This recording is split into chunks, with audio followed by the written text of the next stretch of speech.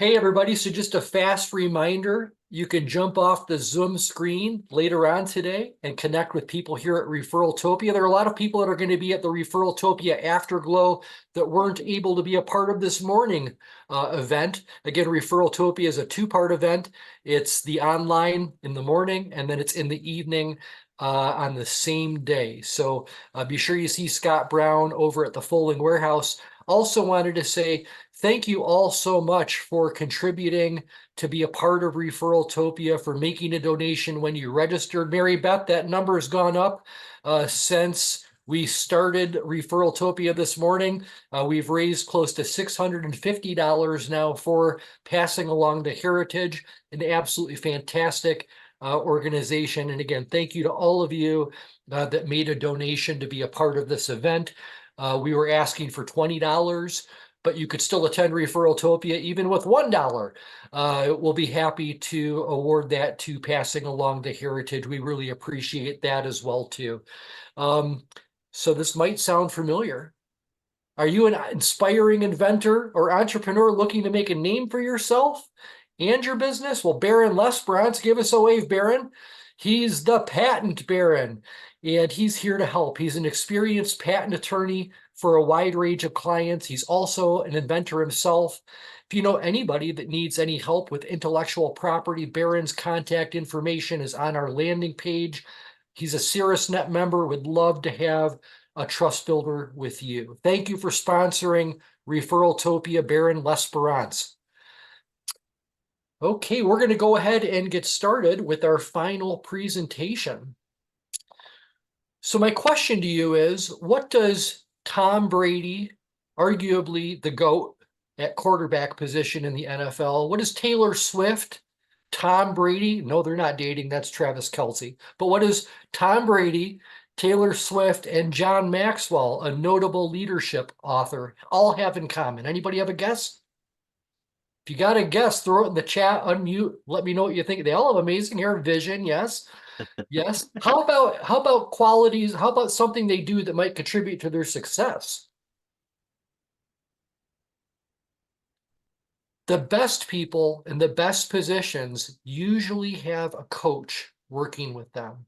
Usually have a coach helping them see their blind spots, helping them generate great brainstorms, but also helping business owners stay accountable to the things they say are important. For the last 13 years, Tom Hamp has been a fantastic business coach. He's a friend and a tremendous professional. He's the owner of Hamp Business Coaching, where he's a transformative business coach. He's been working with Trey Bolin this year on rebranding his business, which is why his materials look so fantastic. Tom is what I like to call the superhero and the supervillain, because accountability, that's something that people know that they need, but generally it's something they run from. And when you work with the right people, they can hold you accountable in a positive way. With that being said, let's put our hands together and welcome Tom Hamp into the spotlight, everybody. Tom, you're muted still. Sorry about that. That's all right. I thought I unmuted 7 times, but that's all right. Thank you. Thanks, Steve. Appreciate it. Thanks, everybody. I'll take it going last as an honor. I appreciate that. I'm going to share my screen and we'll get right into it. We'll see a little bit of different today type of presentation, but whatever happens, happens. So we'll go from there. Let's talk a little bit about how accountability matters. Steve's exactly right. This is something that is near and dear to my heart. This is where we hang our hat on as coaches. So we're going to talk about how accountability matters today. And really, it's about transforming intentions into results. So that being said, let's get right into it. And we'll go down to, I've just got a little bit of a story for you to start off, right? So in the busy city, and we'll just call it, for lack of a better term, opportunity, 2 friends named Alex and Jordan started their jobs at the same company right after college. They both had big dreams, started in a place full of chances to grow. At first, both of them faced the usual work challenges like deadlines and complex tasks. but soon they began to handle these challenges in a very different way. Alex decided to take responsibility for every part of his work, whether it was a success or failure. When something went wrong, Alex tried to learn from those mistakes and shared what he learned with others. This approach made Alex a respected and trusted team member, leading to more leadership opportunities and growth. On the other hand, Jordan didn't take responsibility the same way. When problems happened, Jordan blamed others for the situation, didn't see feedback as a chance to improve. This attitude made it hard for Jordan to grow, to take advantage of new opportunities because he didn't learn from those mistakes, didn't even realize he was making mistakes. So as time went on, Alex and Jordan ended up in very different places, obviously. Alex became known for his honesty, strength, building strong relationships at work and outside of work. Jordan, however, found it difficult to connect with others deeply and was often confused about why he didn't advance in his company or in his personal life. So really the crux of the story lies in the transformative power of accountability. It shouldn't just be a practice for the workplace. It should really be a philosophy for life. So through accountability, we not only take ownership of our actions, but we also open the door to growth, learning, and meaningful connections. It shapes not just what we achieve, but who we become along the way. So we should start out, right, by at least defining accountability. And there's many different definitions. And this definition is actually part of a longer definition. But let's just start with this one. So the obligation or willingness to accept responsibility for one's actions and decisions, including the transparency in reporting, explaining, and being answerable for resulting consequences.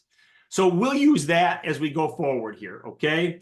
And, you know, accountability is not just a duty. There's other things involved, right? It's a transformative tool, okay? And it really changes how we think, how we act, and how we interact, because people are watching. You'll hear me say that a couple times today. People are watching, okay?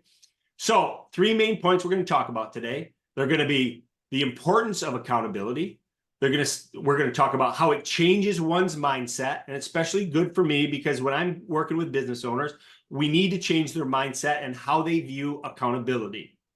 And then really the last step, or step number 3, is the practical steps to cultivate that accountability. So going back to point number 1, we'll talk about the importance of accountability.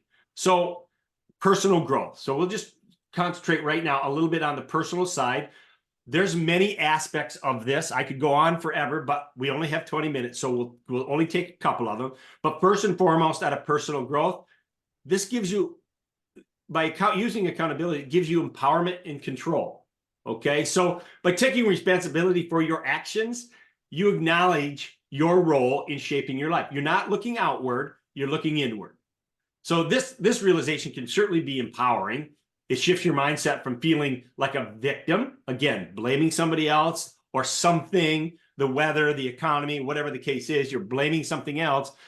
And it really puts you in control of your destiny. So when you understand that your actions have consequences, you're more likely to make choices that align with your personal growth goals. Another big part of this as far as personal growth, but also in business, is learning from your mistakes. So when you take responsibility for your mistakes, you're likely to learn from them. If you don't even realize you're making mistakes, you're not learning anything. So acknowledging an error provides an opportunity to analyze what went wrong and why, which can lead to valuable insights and prevent similar mistakes in the future. So this process of learning and adapting is essential for personal growth. And then last but not least, really is improve decision-making. So taking responsibility leads to better decision-making skills. So let me explain a little bit what I mean by that. When you're aware that you'll be accountable for your actions, you're probably more likely to consider the potential outcome of your decisions more carefully. This thoughtfulness can certainly lead to wiser choices that support long-term growth and development. So to put a bow on those 3, really taking responsibility for one's actions is not always easy. In fact, as Steve said in the opening, right? It's really uncomfortable, but it's a powerful catalyst for personal development and growth.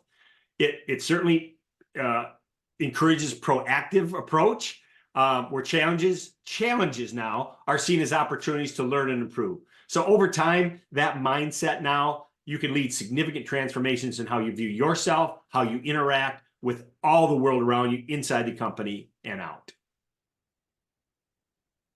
Oh, I knew that was going to happen. Let me get back to it. Sorry about that. Trust and relationships. Again, this is a big part of accountability too, because as I said, people are watching, right? So taking responsibility for your actions, especially when things go wrong, builds integrity. Let me say that again. When things go wrong and you take responsibility, it builds integrity. So it just shows others that you're honest, you're reliable, which in turn strengthens what? The relationships and builds trust. Sound familiar in the theme we're talking about today? So these qualities are important for personal and professional growth. They can open up new opportunities and foster more meaningful connections.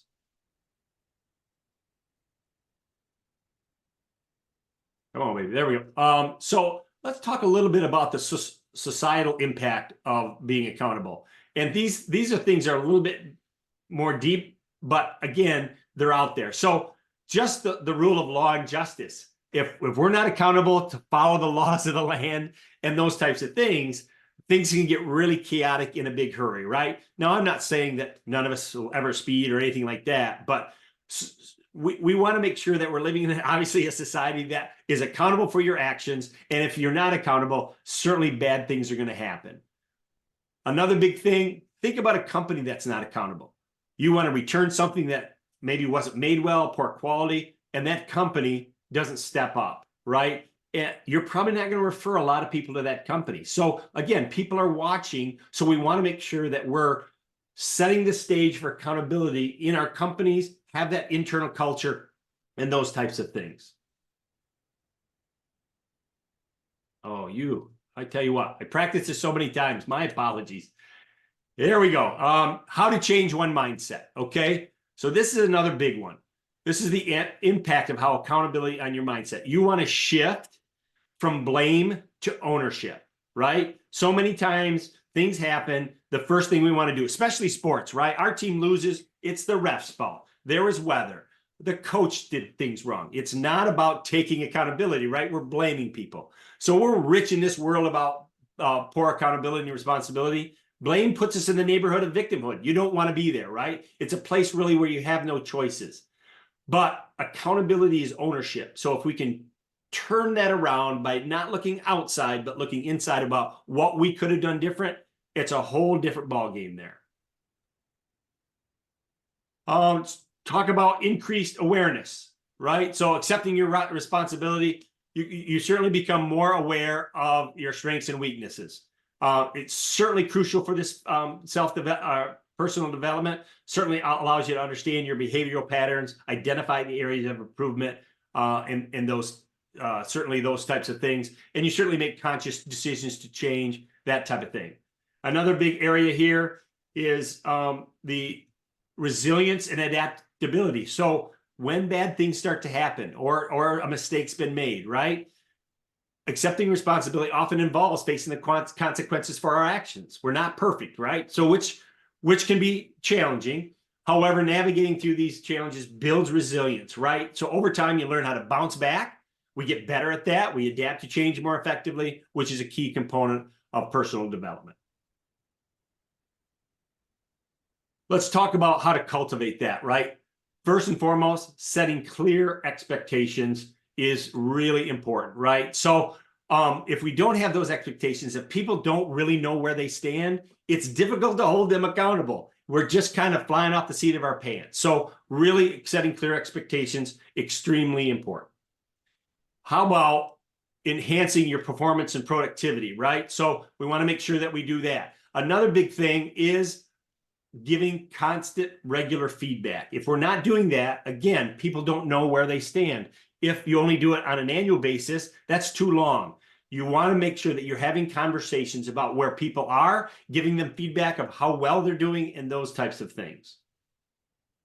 The last piece of this one really is the reflection and responsibility. Have you ever taken a few moments at the end of the day, just kind of think back, you know, what accountability things did I miss today, right? Did I tell the person that I'm holding accountable the things that I should have told them? Am I holding myself accountable?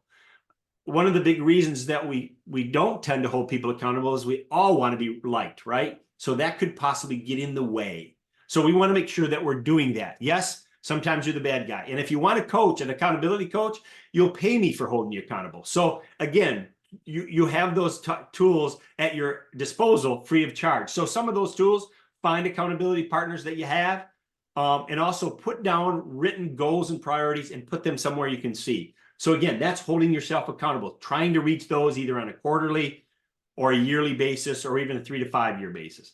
So just kind of a quick recap. We talked about personal growth, trust and relationships, societal impact, shift from blame, right? Looking inside instead of outside, increased self-awareness, resilience and adaptability, setting clear expectations, regular feedback, reflection, and responsibility. So what steps can we take to foster a culture of accountability in our personal and professional lives? Well, we want to ensure that we're not holding ourselves to high standards, not only holding ourselves to high standards, but also support and encourage others to do the same. People are watching. If you're modeling that accountability, I'm telling you, it makes a huge difference. But if you're not, a lot of excuses, a lot of blaming comes into the play. So certainly we want to make sure that we do those types of things. I'll really leave you with these last few things here. Accountability starts with you, okay? So you want to make sure that you're on top of that. You are also accountable. So again, people are watching, making sure you do what you say and say what you do. Accountability is not a one-time thing, folks. It's all over the place every day. It applies to one and all. Doesn't matter the level you are, dad, mom, kid, aunt, uncle, supervisor, manager, peer, and subordinate, whatever. It applies to one and all. Accountability cannot be delegated. You can't ask somebody to hold somebody accountable for you. So again, it can't be delegated. Accountability truly is the difference between success and failure. And then the last thought today is really, you also it's uncomfortable as it is, you have to hold people accountable.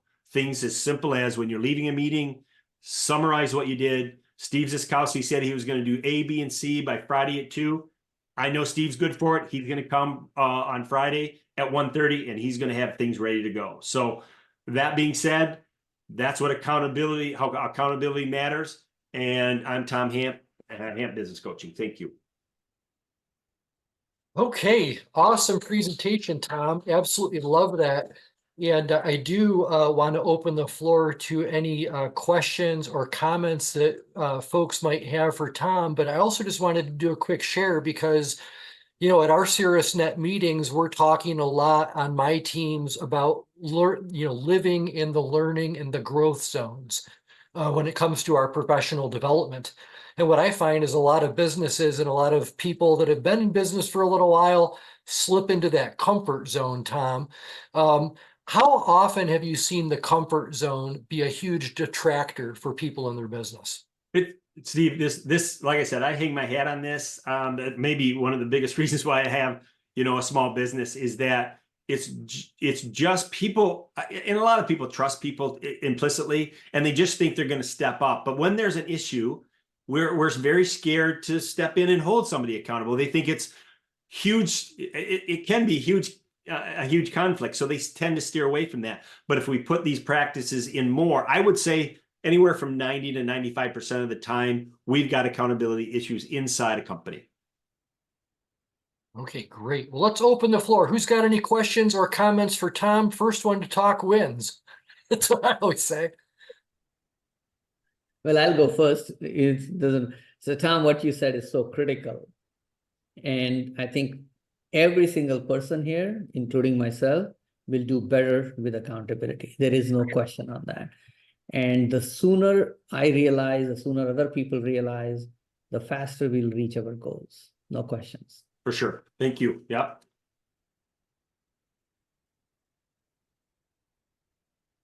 And Tom, in terms of people getting a hold of you, I wasn't sure if you had any, what does it look like if somebody wants to connect with you regarding coaching? What does that look like?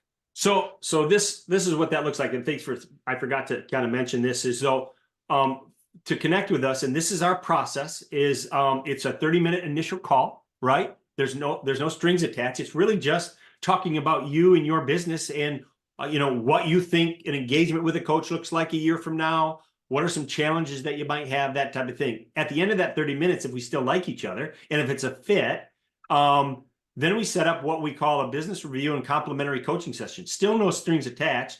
I might give you some homework. Maybe there's an assessment that I want you to do. Maybe you send me some P&Ls if you're having trouble with your financials and not understanding them. And then I show up and give you 90 minutes worth of coaching to where I'll leave you with 3 or 4 things that you can concentrate on that day, whether you engage with a coach or not. So almost 2 hours worth of coaching, discovery, that type of thing. But you should be well on your way to understanding what you should be working on in your business. So just by a show of hands, 100% honest, raise your hand if you actually contract with and hire a business coach to help you in your business. Raise your hand. That's exactly what I expected. It's exactly what I expected. For somebody that raised their hand that does receive coaching, could you unmute whoever it might be that raised your hand that has a coach? What is it that you get in terms of value from having a coach work for you? We saw these hands. Accountability, Doug Moffat, thank you very much. I'm looking forward to our next session. I've had 3 sessions with him, and I said, okay, let me do the things we've been talking about and then come back. But I've really appreciated time with him, and he's helped me to follow through, and yeah, can highly recommend. All right, that is awesome. I think Heidi, you had something you wanted to contribute. Yeah, I have had multiple coaches over my 28 years of owning my own business, and every coach I've had has brought my business to a new level. You know, based on accountability, making sure people are in the right seats, looking at your whole organization differently. Should it be organized somewhat differently? To time management, to processes and procedures. There's so much in running a business that having an outside view is just worth it. And I mean, sometimes you might feel like it's expensive to pay for a coach, but I can tell you it's invaluable. Okay. Steve, even I have a coach. So, you know, a coach has a coach. I've had a coach for 8 years. So he calls me out too when he doesn't think I'm doing some of the things that I said I was going to do. So yeah, there were times when a coach would say to me, I would say, that is not going to work. This is ridiculous. And they're like, humor me, just try it. And then like I would try it. I was like, okay, I'll humor you. And the next thing I know, I'm like, oh, that was really, really good. Yeah, so let me just jump in. So I was writing a book called Start Starting, Stop Stopping. Well, Nice. guess what? I stopped. I never wrote the book. So then I hired a coach. And since then I have published 12 books. And that's just to give you an example. The second thing is I just hired a coach. Between me and my daughter, we are paying close to $15,000 because we want to be on a TEDx stage. So this lady is holding us accountable to create and provide us the avenue. So whenever somebody has big goals and they don't want to fail, this is when they hire a coach. That's pretty much my opinion. Absolutely. Absolutely. Such great feedback, such great comments. Tom, did you have a finishing thought? Really, it is all about that. Some people have talked to me about having the Tom Hamp factor, and it's really that accountability partner that I bring to the table. Again, when I leave a session, we put 5 things on paper that say they're going to do these things by the next time we have a session, and we will go over that. So they say, Tom Hamp's always in my mind thinking he's going to check on me. So we need to get these things done. So I'll just leave it at that. Personal testimonial, ATA Residential Solutions. They're the sponsor of the Caerusnet Breakfast coming up in July. And I referred Tom to Alan Hamilton a little over a year ago. And they've said that, that this is the best decision that they've made in terms of running their business. Their business is running much smoother. They've got that accountability partner, and they're doing this business to win. They're doing it to win, not to play around. So Tom, thanks for taking great care of one of my customers, ATA Residential Solutions. Okay, let's jump over to Mary Beth Patrikas really quickly with passing along the heritage. We raised close to $650 today for future hunters. Would you like to say anything to the audience? Oh my gosh, I'll try not to cry. Thank you so much. If you could meet some of these hunters, they're just incredible human beings, whether they're a child dealing with a life-threatening illness or disability or a wounded warrior. They're really inspiring. They're courageous and they just want to be outdoors and do something they love. And hey, to top it off, they get to provide some meat for their family. So thank you all so very, very much. I'm really appreciative. Okay, fantastic. And again, thank you all so much for supporting your attendance by ReferralTopia by donating. Scott Brown, why don't you unmute? Tell us what your positive takeaway was today by attending ReferralTopia.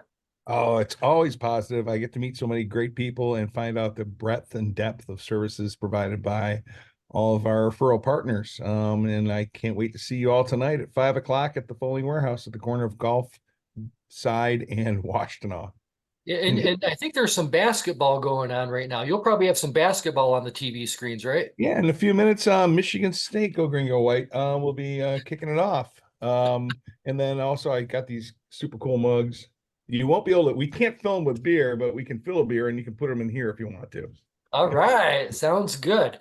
All right, let's put our hands together again for our three speakers. Let's acknowledge Trey Bolin, our branding expert, Shelly Smith, our digital personal technology coach, and Tom Hamp, who we just heard from. Our next ReferralTopia is on October 3rd. We love doing ReferralTopia in March to help people get some good contacts to follow up with as we move into the spring and the weather starts warming up. We do it in October as well, too, to give you some new contacts as you move into the winter. Don't forget, I'll be coming in from Arizona to Michigan this July for the member breakfast on July 17th. That's going to be at the Crystal Gardens. That's going to be sponsored by ATA Residential Solutions. Jason Tracy's podcast guests from Coffee and Grit are also going to be invited to this event. So it is going to be over the top. It's going to be fantastic. All right. With that being said, you guys were absolutely awesome today. Thank you so much for bringing such value, such enthusiasm, your best professional selves. I'll be sending you a follow-up email that'll have a lot of great information into it based on today's ReferralTopia. But look at this. It's a photo finish at 11:30, everybody. You guys were fantastic. Don't forget to take your team with you when you're out there, everybody. See you, everybody. Great Thanks, job Steve. today. Thank you, Scott. See you tonight. Thank you, everyone. Thank you, Steve. See you, everybody. Thank you, everybody. Abs, great to see you, Amber. Great to see you, Pamela. Thank you. Nice to meet you. Absolutely. Great. Thank you. Yeah. Nice to see you, Mark. We'll see you next week, hopefully, at the CRTS meeting.